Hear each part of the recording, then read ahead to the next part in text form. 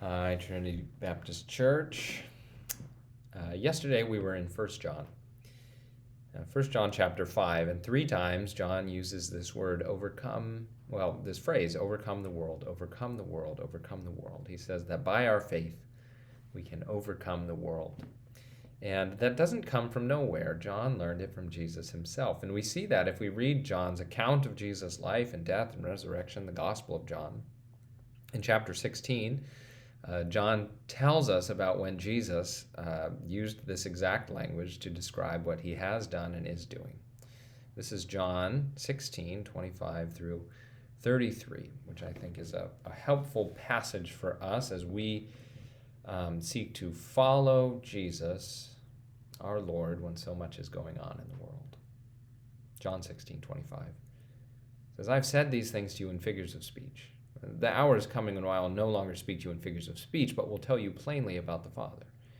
In that day you will ask in my name, and I do not say to you that I will ask the Father on your behalf, for the Father himself loves you, because you have loved me and have believed that I came from God.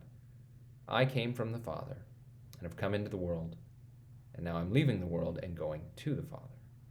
His disciples said, now you're speaking plainly and not using figurative speech. Now we know that you know all things and do not need anyone to question you. This is why we believe that you came from God. And Jesus answered them, "Do you now believe? Behold, the hour is coming. Indeed, it has come when you will be scattered, each to his own home, and will leave me alone. Yet I am not alone, for the Father is with me. I've said these things to you, that in me you may have peace. In the world you will have tribulation, but take heart. I have overcome the world."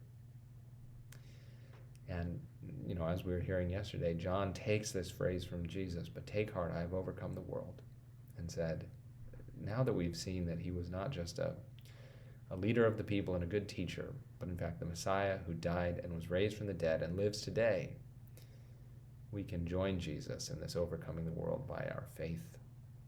And by remembering that this comes from Jesus himself in John 16, we are assured that it's not that by mustering up faith, by the strength of our faith, by the good decision we've made to have faith, we overcome the world, but that by faith we align ourselves with Jesus. And he is the one who can say to us, in me you will have peace.